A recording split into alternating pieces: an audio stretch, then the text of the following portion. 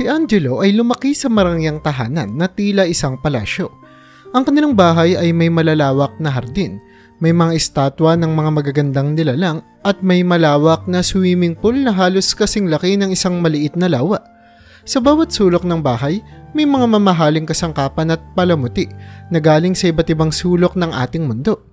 Ang sahig ay yari sa marmol at ang mga kisame ay may mga intricate na disenyo ng mga anghel at mga bulaklak. Ngunit sa kabila ng karangyaang ito, madalas maramdaman ni Angelo ang kalungkutan at pangungulila.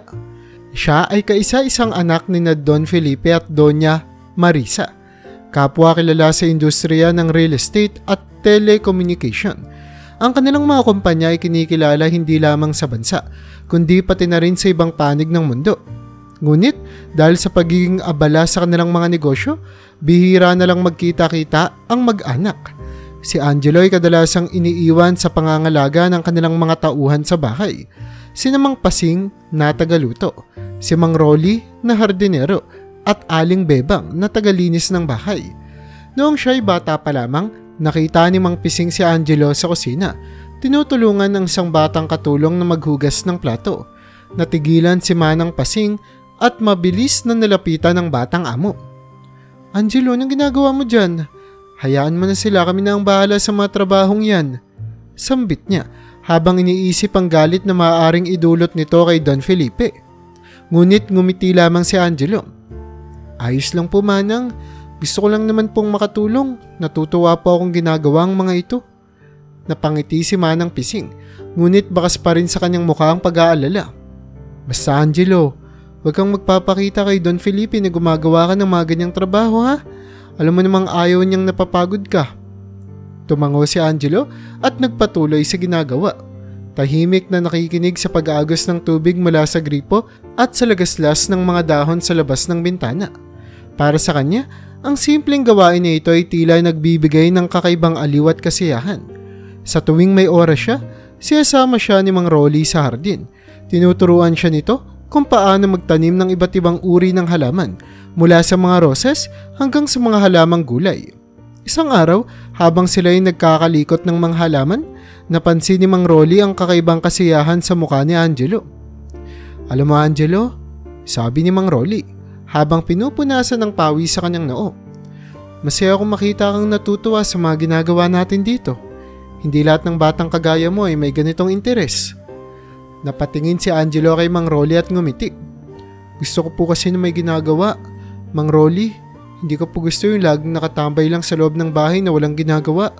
Parang mas masaya po akong nagiging busy po ako. Bukod pa rito, sa tuwing makakakita siya ng pagkakataon, lumalabas si Angelo kasama ang mga gwardya upang makipaglaro sa mga bata sa labas ng kanilang malaking bakuran. Ang mga larong taguan at patintero ang paborito niyang laro, at kahit na natatakot ang mga gwardya na baka mapahamak siya, pinapayagan na rin nila ito basta't sa tingin nila ay ligtas ang bata. Hoy Angelo, nandito na naman pala. Sigaw ng isang batang kaibigan ni Angelo mula sa kapitbahay. Halika, sali ka sa amin. Maglalaro kami ng tumbang preso. Walang pag-aatubili. Tumakbo si Angelo patungo sa mga kalaro. Masaya siyang nakikihalubilo sa kanila. Walang pag-aalala sa kanyang marangyang buhay o sa estado niya sa lipunan. Para sa kanya, ang mga simpleng laro na ito ay nagbibigay ng saya na hindi may bibigay ng kahit gaano pa kalaking kayamanan. Sa kabila ng kanyang kayamanan at marangyang pamumuhay, ang simpleng batang si Angelo ay nahanap ang kanyang kasiyahan sa mga simpleng bagay. Hindi niya alintana ang mamahaling damit o ang luho na kadalasang inaasahan sa isang tulad niya. Mas pinapahalagahan niya ang pakikipag-ugnayan sa mga tao sa paligid niya, ang mga gawaing bahay at ang simpleng kaligayahan ng pagkakaroon ng mga tunay na kaibigan. Kahit madalas siyang nag-iisa sa malawak nilang mansyon, pakiramdam niya ay hindi siya nag-iisa. Sa bawat tanim na lumalago sa hardin, sa bawat plato na nahuhugasan sa kusina, at sa bawat laro sa lansangan, nararamdaman niya ang koneksyon sa mundo na tila napakalayo sa kanyang magulang. Ngunit hindi niya alam na ang simpleng kasiyahan na kanyang nararamdaman ay magiging daan upang malaman ang mga bagay na magpapabago sa kanyang buhay at magbibigay ng tunay na kahulugan sa kanyang pagkatao. Isang maliwanag na umaga nang magising si Angelo sa kakakatok ng kanyang mga magulang sa pinto ng kanyang kwarto. Nagulat siya nang makita ang maleta sa paanan ng kanyang kama at ang mga alalay na abalang nag-iimpake ng kanyang mga damit. "Anak, kailangan na nating maghanda. Sasama ka sa amin papuntang Amerika," ani Doña Marisa habang abala sa pag-aayos ng mga gamit ni Angelo. Napamaang si Angelo, tila isang malakas na dagok sa dibdib ang nararamdaman niya. "Bakit po? Hindi ko naman gustong pumunta sa Amerika," malungkot na sagot ni Angelo, kasabay ng pamumuo ng luha sa kanyang mga mata. Lumapit si Don Felipe sa anak at tinawakan ito sa balikat. "Alam naming hindi mo gusto, Angelo, pero mahalaga ito para sa negosyo. Doon kami mananatili ng ilang buwan, baka umabot pa ng 1 taon. Hindi ka namin pwedeng iwan dito ng ganun katagal." Ngunit hindi pa rin napapawi ang lungkot sa mukha ni Angelo. "Pero Papa, ayoko pong iwan si Manang Pasing, si Mang Rolly at ang mga kaibigan ko dito. Mas gusto ko pong manatili rito sa bahay," pamimilit ni Angelo habang pinipilit pigilan ang kanyang mga luha. Tumingin si Don Felipe kay Doña Marisa na tila humihingi ng tulong sa kanyang asawa. "Anak," sabi ni Doña Marisa, "hindi mo ba gustong makasama kami? Alam kong madalas kaming wala ni Papa mo pero gusto rin namin na makasama ka." Napayuko si Angelo at naramdaman ng kanyang mga magulang ang bigat ng kanyang kalooban. Sa kabila ng lahat ng kayamanan at karangyaan, ramdam nila ang pagkukulang sa kanilang anak, pero alam nilang kailangan nilang palawakin pa ang kanilang negosyo at parte ng pangarap nilang mabigyan ng magandang kinabukasan si Angelo. "Anak," wika ni Don Felipe, "kung ano man ang dahilan mo, kailangan mong maintindihan na parte ito ng buhay natin. Hindi mo kami pwedeng basta-bastang tanggihan. Huwag ka mag-alala, babalik din tayo agad." Ngunit sa pagkakataong ito, pumatak na ang luha ni Angelo. Tumalikod siya at mabilis na tumakbo papunta sa kanyang kwarto. Isinara niya ang pinto at mabilis na nagkulong. Naririnig ang mga yapak ng kanyang mga magulang na sumusunod sa kanya. "Angelo, buksan mo ang pinto," mariing sabi ni Don Felipe habang kumakatok. "Alam kong ayaw mong sumama pero hindi mo pwede kaming suwayan." Ngunit sa loob ng kwarto, tahimik na umiiyak si Angelo. Alam niyang mahal niya ang kanyang mga magulang ngunit hindi niya maiwan ang mga tauhan sa bahay na siyang naging tunay na pamilya niya sa araw-araw. Hindi rin niya gustong iwan ang kanyang mga kalaro na siyang nagbibigay saya sa kanyang kabataan. Makalipas ang ilang minuto ng katahimikan, sumuko rin ang kanyang mga magulang. Napabuntong hininga si Don Felipe at tumingin kay Doña Marisa. "Malalate na tayo sa flight, kailangan na nating magdesisyon," ani Don Felipe. Tila natatalo ng pagmamadali ang kanilang galit at pagkadismaya. Bumalik sila sa kanilang kwarto upang ipagpatuloy ang paghahanda sa pag-alis. Pinatawag nila si Manang Pasing at ibinilin ang lahat ng detalye para sa pangangalaga kay Angelo. "Manang Pasing, kami na ang bahala sa pasalubong. Siguraduhin mo lang na magiging maayos si Angelo," wika ni Doña Marisa habang inaabot ang isang makapal na sobre ng pera. "Opo, ma'am, sir. Huwag po kayong mag-alala. Aalagaan ko po ng mabuti si Angelo," sagot ni Manang Pasing habang nakayuko at pinipigil ang luha. Hindi nagtagal, umalis na ang mag-asawa. Iniwan nila si Angelo na mag-isa sa kanyang kwarto. Tahimik at malungkot. Alam niyang matagal na panahon bago sila muling magkikita, ngunit sa kabila nito, naramdaman din niya ang isang kakaibang kalayaan. Maaari na siyang magpatuloy sa paggawa ng mga bagay na mahalaga sa kanya, kahit pa itinuturing itong hindi karaniwan para sa estado ng kanilang pamilya. Nang marinig niyang umandar ang kotse at papalayo na ang mga magulang, bumangon si Angelo mula sa kama. Pinahid niya ang mga luha sa kanyang pisngi at lumabas ng kwarto. Nakita niya si Manang Pising sa kusina, abalang nagluluto. "Manang," malungkot niyang bungad. "Ano yun, Angelo? Gutom ka na ba?" tanong ni Manang Pising na may halong pag-aalala. Umiling si Angelo. "Manang, ilang buwan po kaya bago sila bumalik?" Napabuntong hininga si Manang Pising at lumapit kay Angelo. Hinawakan ang kamay ng bata. "Hindi natin alam, Angelo, pero kahit anong mangyari, nandito kami para sa iyo. Ang mahalaga, hindi ka mag-isa." Ngumiti si Angelo kahit pa may bakas pa rin ng lungkot sa kanyang mga mata. Alam niyang totoo ang sinabi ni Manang Pasing. Ang mga tao sa paligid niya, sila ang tunay na pamilya niya. At sa bawat araw na darating, magiging masaya pa rin siya dahil kasama niya ang mga taong nagpapahalaga sa kanya. Hindi dahil sa kayamanan kundi dahil sa kung sino siya. At sa kabila ng lungkot ng paglayo ng kanyang mga magulang, alam ni Angelo na may bagay siyang natutunan. Sa bawat pagpili ng sarili niyang landas, nadarama niyang may kapangyarihan siyang hawak, isang bagay na mas mahalaga kaysa sa kahit na anong kayamanan. Makalipas ang ilang linggo simula nang umalis ang mga magulang ni Angelo patungong Amerika, unti-unti nang bumalik ang sigla ng batang lalaki. Sa kanilang malaking bahay na tila nawalan ng buhay noong una, ngayon ay puno na ng mga ngiti at tawanan. Mas lalong naging malapit si Angelo sa mga kasama niya sa bahay, sina Manang Pasing at Mang Rolly.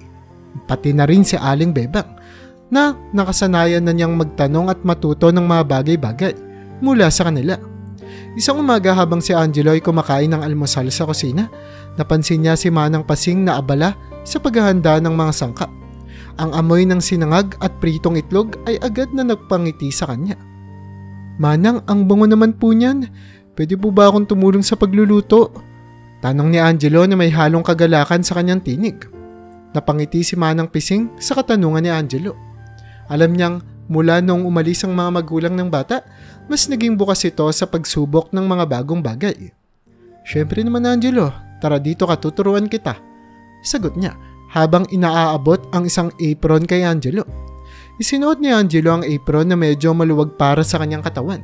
Nagmukha siyang batang chef na handang-handa sa pagluluto. "Ano pong uunahin natin, Manang?" tanong ni Angelo habang tinitignan ng mga sangkap sa mesa. "Uunahin natin ang bawang. Dapat gigisang mabuti para lumabas ang bango. Ganito ang paghiwa," sabi ni Manang Pasing habang ipinapakita kung paano ang tamang hiwain ng bawang. Matapos nito, binigyan niya si Angelo ng kutsilyo at pinatulong sa paghiwa. Maingat na ginaya ni Angelo ang ipinakita ni Manang Pasing. Bagaman may kaba sa paghawak ng kutsilyo, desidido siyang matutong magluto. Sa bawat tunog ng kutsilyo sa chopping board, ramdam ni Angelo ang excitement sa bagong natutunan. "Manang, bakit po kailangan gisahin muna ang bawang bago isunod ang itlog?" tanong ni Angelo habang iniisa-isa ang mga hiniwang bawang sa kawali. "Para lumabas ang lasa at bango ng bawang, Angelo," paliwanag ni Manang Pasing.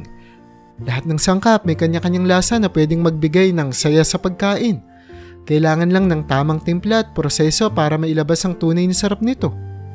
Habang nagluluto, natuwa si Manang Pasing sa sigasig ng bata.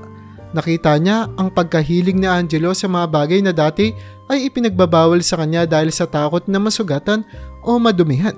Ngunit ngayon, si Angelo mismo ang nagpapakita ng interes sa mga gawain na hindi tipikal sa isang batang kasing yaman niya.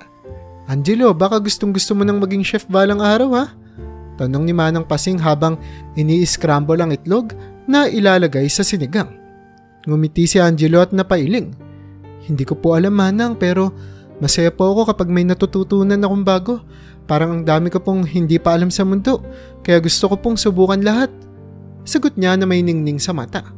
Matapos ang ilang minuto, natapos na rin ang kanilang sinangag na may itlog at hotdog. Proud na proud si Angelo sa kanilang niluto. Pinaamoy niya ito kay Mang Rolly na dumaan sa kusina. "Mang Rolly, tignan niyo po.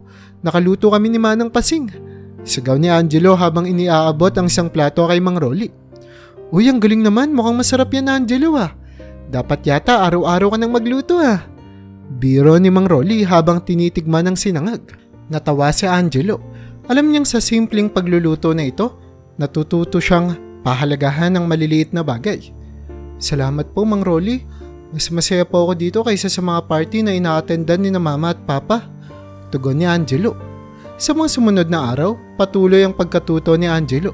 Hindi lang sa pagluluto kundi pati na rin sa iba pang gawaing bahay. Naging abala siya sa pag-aayos ng kanyang kwarto, pagdidilig ng halaman kasama si Mang Rolly at paglilinis ng mga kasangkapan kasama si Aling Bebang.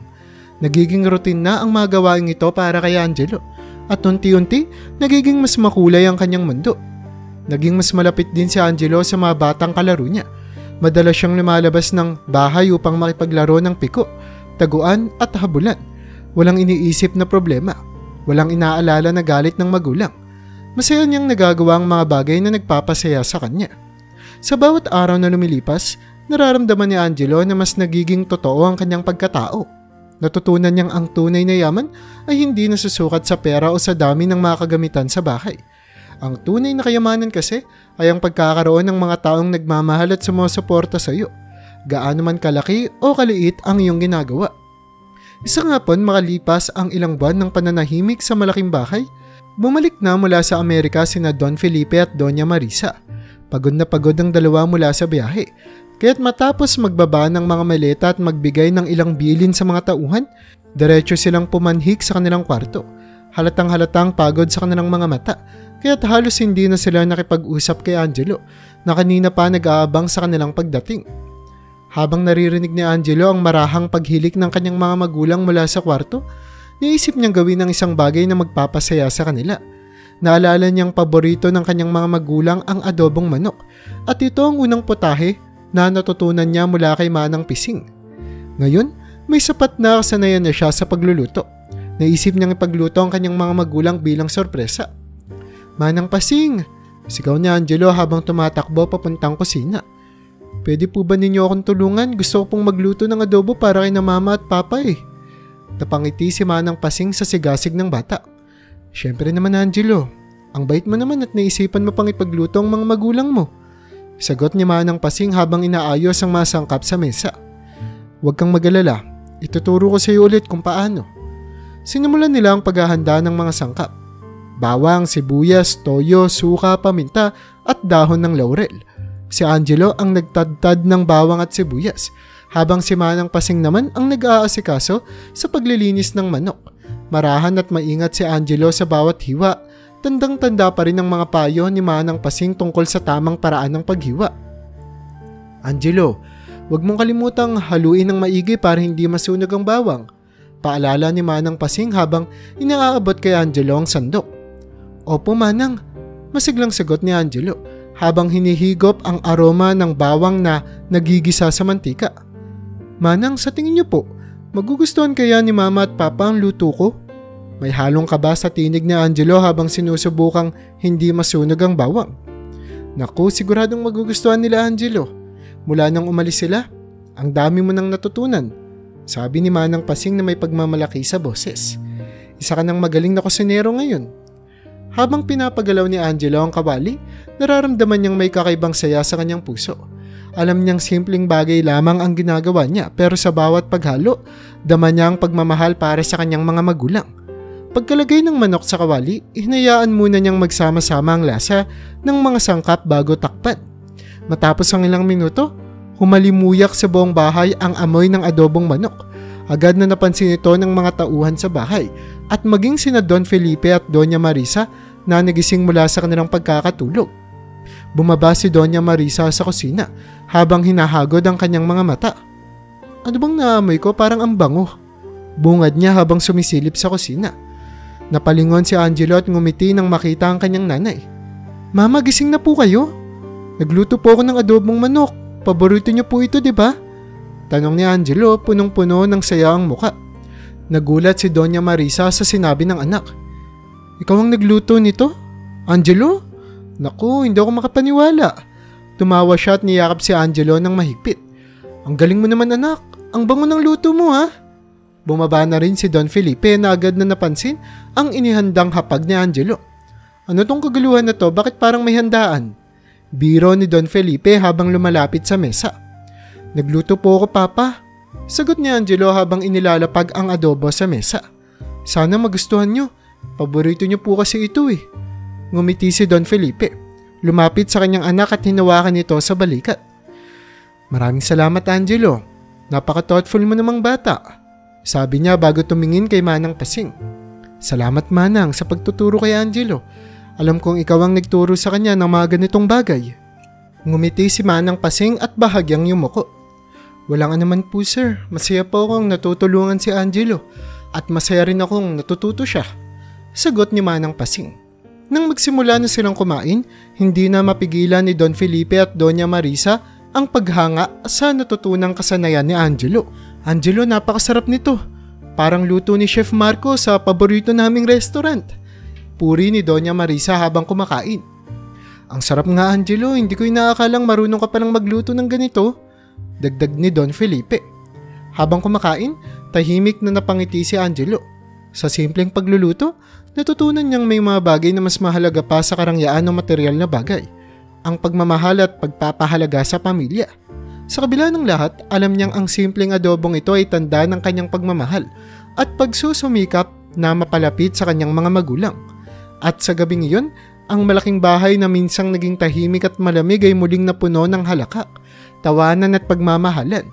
Sa bawat pagkain ng adobo, muling napagtanto ng pamilya ng tunay na kayamanan ay wala sa mga bagay na nabibili ng pera kundi na sa mga sandali ng pagsasama at pagmamahal na pinagsasaluhan. Mabilis na lumipas ang mga taon at si Angelo, na noon ay isang batang mahilig maglaro sa lansangan, ngayon ay isa ng binatilyong puno ng pangarap at kasanayan. Malaki ang naging impluwensya ng kanyang mga naging guro sa bahay, sina Manang Pasing, Mang Rolly at maging ang family driver nilang si Mang Temyong. Sa paglipas ng panahon, lumawak ang interes ni Angelo sa iba't ibang mga bagay na walang kinalaman sa karaniwang landas ng mga kagaya niyang nagmula sa marangyang pamilya. Isang gabi, habang nasa hapagkainan ng pamilya, binanggit ng kanyang mga magulang ang balak nilang regalo sa kanya. "Angelo, nalalapit na ang pasukan mo sa kolehiyo," panimula ni Don Felipe, habang iniaabot ang baso ng tubig kay Angelo. "Naisip namin ng mama mo na oras na para magkaroon ka ng sarili mong sasakyan." Napalingon si Angelo sa kanyang tatay. May halo ng tuwa at pagkabigla sa kanyang muka. "Talaga, Papa? Magkakaroon ako ng sarili kong kotse?" tanong niya, sabik na sabik sa idea. Ngumiti si Doña Marisa at tumango. "Oo anak, gusto naming may magamit ka papunta at pauwi sa eskwelahan. Alam naming malapit na ang pasukan at gusto naming maging komportable ka sa biyahe araw-araw," sabi niya, puno ng pagmamahal sa tinig. Ngunit imbis na magpakita ng labis na tuwa, may kaunting pag-aalinlangan sa mukha ni Angelo. Nag-isip siya saglit bago nagsalita. "Papa, Mama, may request po sana ako," panimula niya, na parang nag-aalangan kung sasabihin ba ito o hindi. Nagkatinginan ng mag-asawa, parehong curious sa sasabihin ng anak. "Ano yun, nak? Sabihin mo lang. Kung anong gusto mo, pagbibigyan ka namin," sagot ni Don Felipe. Huminga ng malalim si Angelo bago nagsalita. "Gusto ko po sana sirang kotse na lang ang bilhin natin. Yung hindi na gumagana. Plano ko po kasi itong ayusin. Gusto ko pong ako po ang gagawa nun. Gusto ko pong ako mismo ang magkukumpuni," sabi ni Angelo, puno ng determinasyon sa kanyang tinig. Nagulat sina Don Felipe at Doña Marisa sa hiling ng anak. Hindi nila inaasahan na iyon ang magiging kahilingan ni Angelo. "Anak, bakit gusto mo naman ng sira?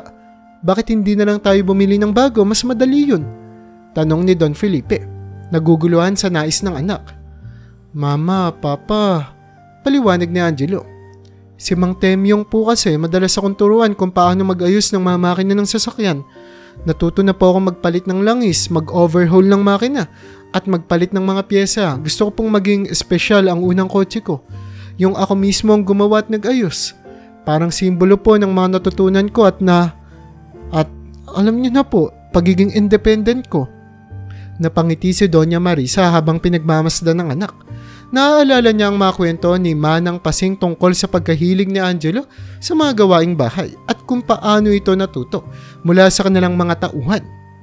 Ngayon, narito na naman siya. Nagpapakita ng determinasyon at diskarte. "Napaka-unique ng hiling mo, Angelo," sabi niya habang hinahaplos ang buhok ng anak. "Kung yan ang gusto mo, so suportahan ka namin." Tumango si Don Felipe. Ipinapakita ang pagsang-ayon sa desisyon ni Angelo. "Mukhang marami kang natutunan kay Mang Temyong ah. Kung yan ang nais mo, maghahanap tayo ng sirang kotse para magawa mo ang gusto mo at syempre, tutulungan ka namin sa mga kakailanganin mo." Nagningning ang mga mata ni Angelo sa tuwa. "Salamat Mama, Papa, pangako. Gagawin ko maayos ang kotse na yun. At magpapasalamat din po ako kay Mang Temyong kasi ang dami ko pong natutunan sa kanya," masiglang sabi ni Angelo. Mula noon naging abala si Angelo sa paghahanap ng sirang kotse. Sa tulong ng kanyang mga magulang at ni Mang Temyong, nakahanap sila ng lumang modelo na may mga sirang bahagi at hindi na umaandar. Sa unang tingin, mukhang walang pag-asa ng ayusin ito. Ngunit para kay Angelo, ito ang simula ng kanyang bagong proyekto. Araw-araw pagkatapos ng klase, diretso si Angelo sa garahe nila. Dala ang mga bagong biling gamit at pyesa. Sinimulan niya ang pagkukumpuni ng kotse. Habang umaandar ang mga oras, araw at linggo, unti-unting nagkakaroon ng buhay ang lumang kotse. Sa tulong ni Mang Temyong at ng ilang kakilala nitong mekaniko, natutunan ni Angelo ang paggamit ng bawat mga pyesa at piraso ng makina. Hindi alintana ni Angelo ang hirap at pagod. Para sa kanya, bawat tornilyo at bawat piyesang kinakabit ay bahagi ng kanyang pangarap. Sa bawat pagkatok ng martilyo at pag-ikot ng wrench, hindi maiwasang maramdaman ni Angelo ang kasiyahan at pagmamalaki. Ito na ang pinapangarap niyang unang sasakyan. At bawat pawis na bumabagsak mula sa kanyang noo ay tanda ng kanyang dedikasyon at pagsisikap. Sa pagtatapos ng proyekto, nang marinig na ni Angelo ang unang pag-start ng makina, napuno siya ng saya at galak ang kanyang puso. Alam niyang hindi ito magiging posible kung hindi dahil sa suporta ng kanyang pamilya at ng mga tao sa paligid niya. At sa sandaling iyon, na-realize ni Angelo na kahit saan pa siya dalhin ng kanyang mga pangarap, ang pinanggagalingan ng kanyang lakas ay ang pagmamahal at pagtitiwala ng mga taong nasa paligid niya. Pagdating ng ikalawang semestre ni Angelo sa kolehiyo, nagbago na ang kanyang araw-araw na routine. Hindi na siya kailangan pang ihatid sunto ng family driver. Sa halip, buong pagmamalaki niyang ginagamit ang kanyang sariling kotse. Ang kotse niya siya mismo ang nag-ayos at nagpaganda. Ang simpleng sasakyan na ito ay nagsilbing simbolo ng kanyang pagsusumikap at dedikasyon sa kanyang mga pangarap. Sa campus, hindi makakaila ang pagbabago sa buhay ni Angelo. Nagsimula siyang makibahagi sa iba't ibang organisasyon at club, mula sa mga technical na grupo hanggang sa mga arts at culture societies. Tila wala siyang takot na subukan ng lahat. Ang mga kasanayan na natutunan niya sa bahay, ang disiplina sa pag-aaral, ang sipag sa mga gawain at ang respeto sa lahat ay nagbigay sa kanya ng bentahe sa pakikisalumuha sa iba. Mabilis na napansin ng kanyang mga kaklase ang kakaibang ugali ni Angelo. Kahit na mayaman ito, hindi siya gaya ng ibang estudyanteng may kaya. Hindi niya ipinapakita ang kanyang yaman sa pamamagitan ng mamahaling gamit o bagong-bagong kasuotan. Sa halip, laging nakasuot si Angelo ng simple ngunit maayos na uniforme. Ang mga paborito niyang t-shirt, jeans at sapatos na hindi mahal ngunit komportable. Sa kabila ng kanyang kayamanan, hindi siya nagpapakita ng pagkakaiba. Naging bukas siya sa pakikisalamuha at madalas na nagpapakita ng pag-unawa at malasakit sa mga kaklase. Isa sa mga araw, habang ang klase ay nagkakaroon ng break, lumapit si Angelo sa isang grupo ng mga estudyanteng tila hindi makapagdesisyon kung saan kakain. "Uy, mukhang naguguluhan kayo kung saan kakain ah." Bati ni Angelo sa kanila na may ngiti sa muka. Tumingin sa kanya ang isa sa mga estudyante, si Mark, na may halong pag-aalinlangan. "Oo nga nag-iisip kami kung saan kami pupunta pero wala pa kaming desisyon." "Bakit hindi niyo subukan ng bagong bukas na food stall sa kanto? Sabi nila mura at masarap daw ang pagkain doon." Mungkahi ni Angelo. Nang mapag-usapan ng mungkahi ni Angelo, agad nang pumayag ang grupo. Nagkaroon ng pagkakataon ng mga estudyante na mas makilala siya at natutunan nilang hindi siya nagmamagaling sa kanyang estado sa buhay. Si Angelo ay aktibong nakikilahok sa mga pag-uusap, hindi nagmamalaki sa kanyang mga kagamitan o kayamanan. Isa pang halimbawa ang nangyari sa isang fundraising event para sa isang charity project ng kanilang school. Napansin ng mga miyembro ng organization na palaging kasali si Angelo sa bawat aktibidad. Minsan, ang mga miyembro ay nagdala ng mga lumang gamit at naglaan ng oras para sa proyekto. Ngunit si Angelo ay laging handang tumulong sa kahit na anong paraan, mula sa pag-aasikaso ng logistics hanggang sa pag-promote ng event sa campus. "Angelo, alam mo bang malaking tulong ka sa amin?" Pasasalamat ni Liza, ang presidente ng organization. "Ang dami mong ginagawa para sa atin at hindi namin alam kung paano namin maaabot ang target namin kung wala ka." Ngumiti si Angelo. "Wala nga naman, Liza, basta makatulong tayo sa iba, okay na ako. Nakakatuwa ding makita ang mga taong interesado sa pagtulong." Ang simpleng asal nito ay nagbigay sa kanya ng respeto at paghanga mula sa kanyang mga kaklase. Ang mga hindi pamilyar sa kanya ay nahulog sa kanyang kabutihan at pagiging totoo. Sa halip na tignan siya bilang isang mayamang estudyante na mapagmataas, nakita siya bilang isang tao na may puso para sa iba at handang makipagtulungan. Ang kanyang pakikisalamuha at pag-uugali ay nagpapakita ng tunay na pagkatao, kaya't madali siyang tinanggap ng kanyang mga kapwa estudyante. Sa huli, si Angelo ay hindi lamang isang estudyanteng may kakayahan at yaman, kundi isang tunay na kaibigan at katuwang sa mga layunin ng kanilang paaralan. Sa ganitong paraan, nahanap ni Angelo ang kanyang lugar sa kolehiyo.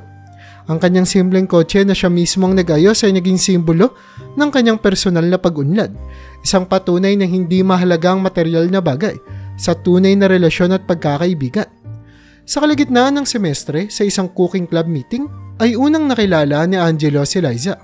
Magkaibang section sila ngunit pareho silang mahilig sa pagluluto at doon sila unang nagkasama. Si Liza ay isang dalaga na may maitim na buhok na nakatali sa likod. Mata na kumikislap sa tuwa tuwing pinag-uusapan ng tungkol sa pagkain at isang ngiting tila laging nagdadala ng liwanag sa bawat silid ng kanyang pinapasok. Nag-usap sila habang nagbabalat ng mga gulay para sa isang cooking project. "So Angelo," sabi ni Liza habang nagbabalat ng patatas, "ano ang pinaka-paborito mong lutuin?" Mahilig ako sa adobo," sagot ni Angelo habang maingat na hinihiwa ang mga sibuyas. "Lahat ng klase ng adobo, manok, baboy o kahit ang pinakamasarap na adobo na tinuturo ni Manang Pasing sa akin. Ikaw ba?" "Ako naman gusto ko ring magluto ng adobo," tugon ni Liza na may kasamang kislap ng mata. "Pero alam mo ang pinakapaborito ko? Sinigang na baboy. Sabi nga ng mama ko yun ang paborito ng buong pamilya dahil masarap daw ang magluto." Habang magkasama silang nagtatrabaho, agad nilang napansin ang kanilang pagkakapareho. Pareho silang may interes sa mga tradisyonal na lutong bahay at malalim na pagmamahal sa pagluluto. Madalas silang nagkwekwentuhan tungkol sa kanilang mga pamilya at mga simpleng kaligayahan. Dito nila natuklasan ang mga bagay na nagpapalapit sa kanila. Isang hapon matapos ang isang matagumpay na cooking session, nagpasya si Angelo na tanungin si Liza tungkol sa kanyang buhay. "Liza, kwento mo nga sa akin ang tungkol sa pamilya mo. Paano mo napagsasabay ang pag-aaral at pagtulong sa bahay?" Lumingon si Liza. Medyo nag-aalangan ngunit nagpasya ring magbahagi. Oo. Ang pamilya ko medyo hindi naman kasing yaman ng iba. Pero okay naman kami. Yung nanay ko siyang nagluluto at siyang nag-aalaga sa amin. Habang ang tatay ko naman ay nagtatrabaho sa isang maliit na negosyo. Kapag umuwi ako mula sa eskwela, ako na ang tumutulong sa mga gawaing bahay. "Hindi ba mahirap?" tanong ni Angelo. Nagmamasid sa kanya nang may simpatsya. "Medyo," sagot ni Liza na may ngiti. "Pero nasanay na rin ako. Sabi ko nga sa sarili ko na ang lahat ng ito ay bahagi ng buhay. At least natututo akong magtiyaga at maging responsable." Ang pag-uusap niyon ay nagbigay sa kanila ng mas malalim na pagkakaunawaan. Nagsimula silang magpalitan ng mga kwento at tumulong sa isa't isa sa kanilang mga gawain sa club. Hindi nagtagal, nakaramdam sila ng matinding koneksyon sa isa't isa. Nang magtagal, naging madalas ang kanilang mga pag-uusap. Kung dati-rati ay sabik lamang silang magkatulong sa club, ngayon ay nagkaroon na sila ng oras para sa isa't isa. Nakakahanap sila ng mga pagkakataon para magkasama, kahit labas ng oras ng club. Madalas silang magkita para kumain sa mga local cafe at maglakad-lakad sa park. Ang kanilang pagkakaibigan ay unti-unting lumago sa isang mas malalim na pakiramdam. Ngunit hindi nagtagal, napagtanto ni Liza na may ibang aspeto ng kanilang relasyon na dapat isaalang-alang. Sa isang araw ng kanilang pag-uusap, hindi napigilan ni Liza ang kanyang pag-aalala. "Angelo, baka magalit ang papa ko kung malaman niyang magkasama tayo palagi." Nagsimula siya na medyo nag-aalangan. Naglaan si Angelo ng oras upang makinig at magbigay ng aliw sa kanya. "Bakit mo naman nasabi? Ano bang meron?" tanong niya. Nagmamasid sa pag-aalalang mukha ni Liza. Kasi, nagsimula sa Liza. "Medyo istrikto ang papa ko pagdating sa mga bagay na ganito. Ayaw niyang may hindi magandang nakikita sa paligid kaya para maiwasan ng problema, madalas kong sinasabi sa kanya na nasa library ako o kaya may mga extracurricular activities. Ayoko sanang magdulot ng problema sa iyo eh." Nakita ni Angelo ang pag-aalala sa mga mata ni Liza at nagpasya siyang gawin ang lahat upang mapanatiling ligtas ang kanilang relasyon. "Hindi mo kailangang mag-alala, Liza. Kung kailangan, ako na ang magbabago ng oras para hindi tayo magdulot ng problema. Aasikasuhin ko ang lahat ng kailangan." Bumalik ang ngiti sa mukha ni Liza. "Salamat Angelo, napaka-timing mo talaga. Hindi ko alam kung paano kita mapapasalamatan."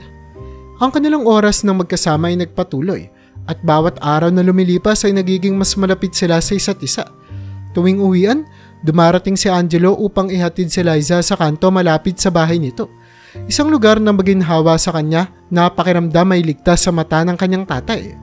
Ang simpleng bagay na ito ay nagpapakita ng tunay na pagmamalasakit at pag-aalaga ni Angelo sa kanya.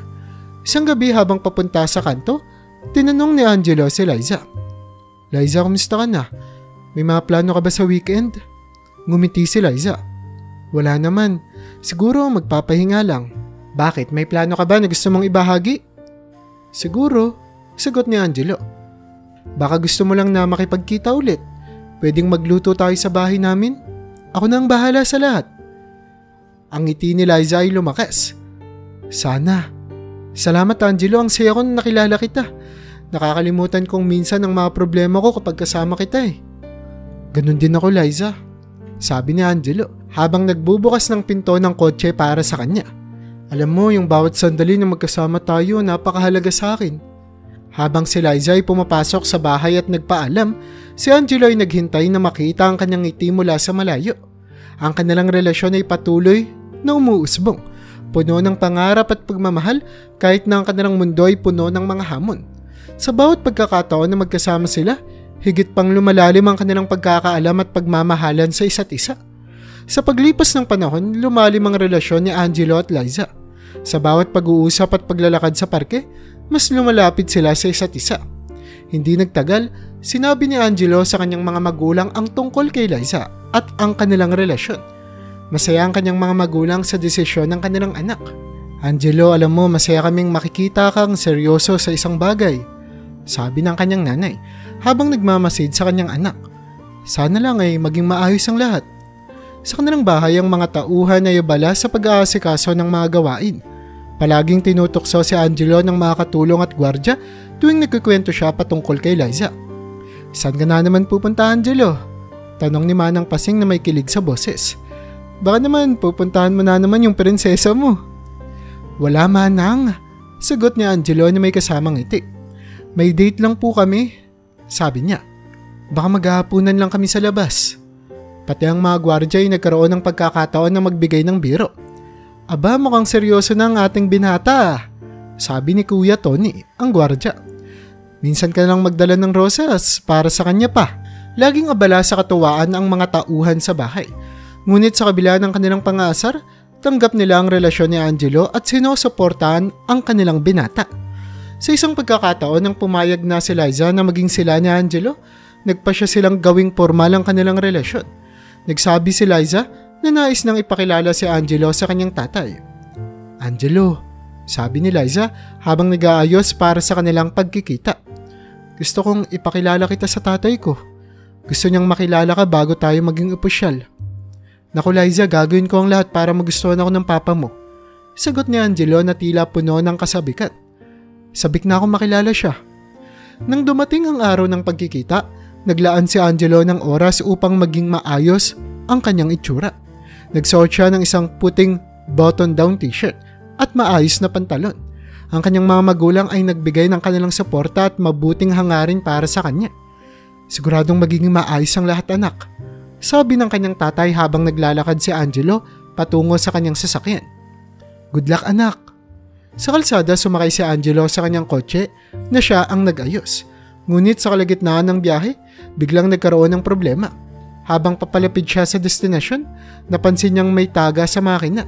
Nang bumaba siya upang suriin ang kotse, nakita niyang may langis na tumagas at dumikit sa kanyang damit. Ay, hindi pwede to. Bulong ni Angelo habang sinusubukang ayusin ang tagas. Sa kanyang pagkabahala, natapunan siya ng langis at nagdumi ang kanyang damit.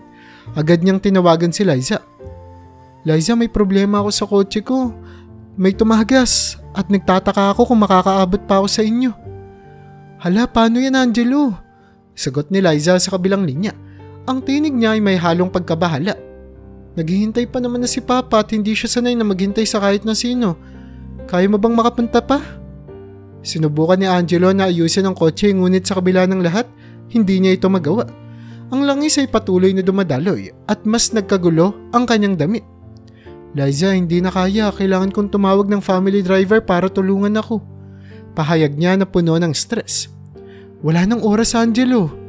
Nagsalita si Liza na tila nawawala na sa kanyang pasensya. Kung gusto mo, mag-book ka na lang ng taxi at pumunta na agad dito. Huwag mo nang hintayin ng family driver. Kahit na nagkagulo ang lahat, Napagpasya ni Angelo na iwan na lamang ang sasakyan sa gilid ng kalsada at tumawag ng taxi. Tatawagan ko muna ang family driver para kunin ang kotse, sabi niya habang itinatago ang susi sa dashboard. Sabihin mo si Papa na nagkaroon ako ng aberya. Nang makarating siya sa taxi, nagmamadali siyang pumunta sa destination. Habang nasa biyahe, hindi maalis sa isip ni Angelo ang kanyang madungis na itsura. Nang tumingin siya sa salamin ng taxi, nakita niyang puno ng langis at dumi ang kanyang puting t-shirt. Ano na lang sasabihin ng Papa ni Liza sa akin? Tanong niya sa sarili. Ang pagkabahala ay tila nadarama sa bawat sandali. Ang kanyang kalagayan ay nagbigay sa kanya ng pangamba sa magiging impresyon ng tatay ni Liza sa kanya. Sana hindi niya i-judge ang kasalukuyang itsura ko. Nagmumuni-muni siya habang tumatawid sa mga kalye. Umaasang maayos pa rin ang lahat sa kabila ng mga hindi inaasahang pangyayari. Pagdating ni Angelo sa bahay ni Liza, sinalubong siya ng dalaga na may halatang pag-aalala sa muka. Angelo, ang tagal mo. Teka, bakit ganyan ang itsura mo? Pero wag na natin problemahin muna yan, tara pumasok ka na muna.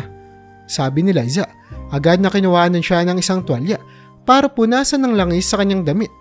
Pinilit niyang umiti sa kabila ng kanyang pagkabahala. Pasensya na Liza, napakaabala ng kotse ko at hindi ko na ito naayos agad, sana hindi masyadong magalit yung papa mo. Sa pagpasok nila sa bahay, nakita ni Angelo ang tatay ni Liza na nag-aabang sa sala. Sa una, tinangkang itago ng tatay ni Liza ang kanyang pagkadismaya, ngunit hindi ito maiwasan. Nang lumapit si Angelo, binigyan siya ng malamig na pagtanggap nito. Magandang araw po sir, ako nga po pala si Angelo. Masaya po akong makilala kayo. Pagbati ni Angelo, sinubukan niyang ipakita ang kanyang pinakamagandang ngiti sa kabila ng pag-aalala sa kanyang puso. Pero halata sa mukha ng tatay ni Liza na hindi siya nasiyahan sa kalagayan ni Angelo. Pasensya na pero wag ka na munang maupo pansamantala. Mukhang madumi ang damit mo, baka magkalat ka pa sa sofa. Sabi nito na nagbigay ng diin sa kanyang mga salita. Nagulat si Angelo, ngunit pinilit pa ring manatiling magalang. Opo, naiintindihan ko po. Sana kahit papaano maipakita ko pa rin po ang aking totoong intensyon sa inyo at sa anak ninyo. Nagsimula si Angelo na humiling na makuha ang kamay ni Liza. Sir, gusto ko po sanang humingi ng pahintulot sa inyo na mapakasalan si Liza. Mahal na mahal ko po siya at nais kong makasama siya habang buhay. Subalit hindi nagbago ang opinyon ng tatay ni Liza. Angelo, hindi ko nakikita na kaya mong pangalagaan ng anak ko kung ikaw mismo ay hindi mo maayos ang sarili mo. Kung hindi mo kayang alagaan ang sarili mo, paano mo mabibigay ang mga pangangailangan ni Liza? Nagpatuloy si Angelo na nagtatangkang ipakita ang kanyang senseridad. Hindi po kailanman magugutom si Liza. Kahit papaano po maayos naman po ang pamilya ko. Ang aming kumpanya ay maabot sa bilyong piso at ako po ang magiging tagapagmana nito. Nagulat ang tatay ni Liza sa pahayag ni Angelo. Bilyonaryo pala kayo? Pero bakit ganyan ang itsura mo? Pero ganun pa man, hindi ko gusto ang idea na ang tanging may pagmamalaki mo ay ang yaman ng pamilya nyo. Hindi kami mukhang pera, Angelo. Sabi niya, ang tono ay nagpapakita ng pagdududa. Hindi kami masisilaw ng kung anumang pera ang meron kayo. Bumuntong hininga si Angelo, ngunit hindi nawala ng pag-asa. Nauunawaan ko po ang inyong opinyon, pero kahit na tagapagmana ako ng kumpanya ng magulang ko, hindi po ibig sabihin na hindi na po ako magtatrabaho. Masipag po ko at natutunan ko na ang maraming bagay mula sa aming mga katulong sa bahay. Ipinagpatuloy ni Angelo ang pag-usap tungkol sa kanyang mga kasanayan. Natuto po akong mag-ayos ng mga sasakyan mula sa aming family driver. Marunong po akong magluto sa tulong ng mga kasambahay namin at marami pang ibang mga bagay. Nais ko lang pong ipakita sa inyo na hindi lang ako basta mayaman. May mga kasanayan po ako na makakatulong sa akin sa buhay. Dahil sa mekano ko rin ang tatay ni Liza, nagpasya siyang subukan si Angelo sa kanyang kaalaman. Sige nga Angelo, sabihin mo sa akin ang tungkol sa mga pangunahing bahagi ng makina at kung paano mo ito aayusin. Matyagang ipinaliwanag ni Angelo ang mga teknikal na aspeto ng isang makina. Ang makina po ay may 4 na pangunahing bahagi: piston, crankshaft, camshaft at cylinder head. Kung may tagas po sa piston, kailangan nating palitan ng gasket. Ganito po ang proseso. Habang nagpatuloy siya sa kanyang paliwanag, unti-unting nabawasan ang tensyon sa mukha ng tatay ni Liza.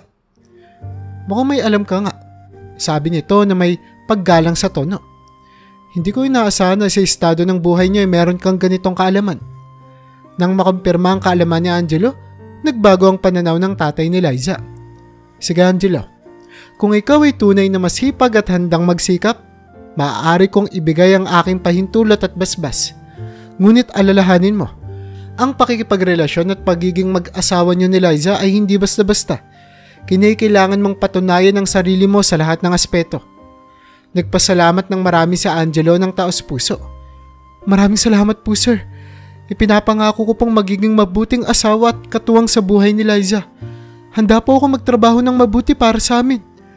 Dahil sa mga pagsubok na dinanas, nakatagpo siya ng isang bagong simula na nagbigay sa kanya ng pagkakataong ipakita ang kanyang dedikasyon at pagmamahal para kay Liza. Matapos ang masaya ngunit simpleng kasal nila, si Angelo at Liza ay nagsimula ng kanilang bagong buhay bilang mag-asawa. Ang kanilang unang linggo bilang mag-asawa ay puno ng kasiyahan at pag-aalaga sa isa't isa. Ngunit sa kabila ng kanilang saya, nagkaroon din sila ng mga pagsubok. Nang minsang umuwi si Angelo mula sa trabaho, nagtanong si Liza, "Kumusta ang trabaho mo Angelo? Kumusta ang iyong araw?" Ngumiti si Angelo kahit na pagod na pagod. "Ayos naman mahal, napakarami ang natutunan ko. Masaya akong nakakakuha ng karanasan at natutulungan ng kumpanya mula sa iba't ibang aspeto. Hindi pa rin ako makapaniwala na nandito na tayo." Sabi naman ni Liza, "Gusto ko talagang makita kang magtagumpay sa lahat ng aspeto ng buhay mo. Natutuwa ako na hindi mo kinalimutan ang pangako mo sa tatay ko. Ang pagsusumikap mo ay nagpapakita kung gaano ka kaseryoso sa relasyon natin." Pagkatapos ng ilang buwan, nagpunta sila sa bahay ng mga magulang ni Angelo para magdaos ng isang simpleng pagdiriwang para sa kanilang bagong simula. Sa pagdating nila, tinanggap sila ng magulang ni Angelo na puno ng kasiyahan. "Angelo, Liza, magandang makita kayong magkasama. Nandito kami parati para ipakita ang suporta namin sa inyo," sabi ng nanay ni Angelo habang yakap ang mag-asawa. "Salamat po mama. Ang ibig sabihin ng suporta ninyo ay napakahalaga para sa amin," tugon ni Liza. Dahil sa dedikasyon ni Angelo, unti-unting nakuha niya ang respeto at tiwala ng mga empleyado sa kumpanya.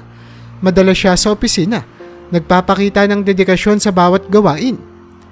"Hindi madali ang magtrabaho mula sa simula pero ito ang kailangan ko para maging karapat-dapat sa pagtanggap ng kumpanya ng pamilya ko," sabi niya isang araw habang nagkakape sila ni Liza sa kanilang maliit na kusina. Minsang naglakad sila sa kanilang hardin. Nagsalita si Liza, "Alam mo Angelo, tama ang desisyon natin na mag-focus muna sa ating dalawa bago magkaanak. Alam kong magiging magulang tayo balang araw pero ang mahalaga ngayon ay ang relasyon natin." Sumang-ayon si Angelo. "Tama ka Liza. Ayoko na makaligtaan ng pagkakataon na maging tunay na kasama ka at magbigay ng pansin sa ating relasyon. Ipinangako ko sa sarili ko na magiging present ako sa buhay ng magiging anak natin kapag dumating na ang oras. Gusto kong iparana sa kanya ang kalinga at iba pang mga bagay na hindi ko naranasan noong bata pa ako mula sa mga magulang ko." Nang matapos ang taon, magkasama silang nagpasya na magpatuloy sa kanilang mga plano. "Huwag natin kalimutan na maglaan ng oras para sa isa't isa kahit gaano tayo kaabala," payo ni Liza habang nag-aalaga sa kanilang maliit na bahay.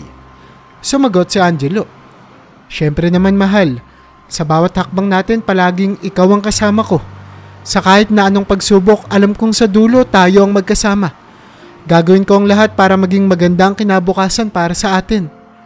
Sa pagtatapos ng kanilang kwento, naging aral sa buhay nila Angelo at Liza ang tunay na halaga ng relasyon, na hindi ito nasusukat sa material na bagay o estado ng buhay.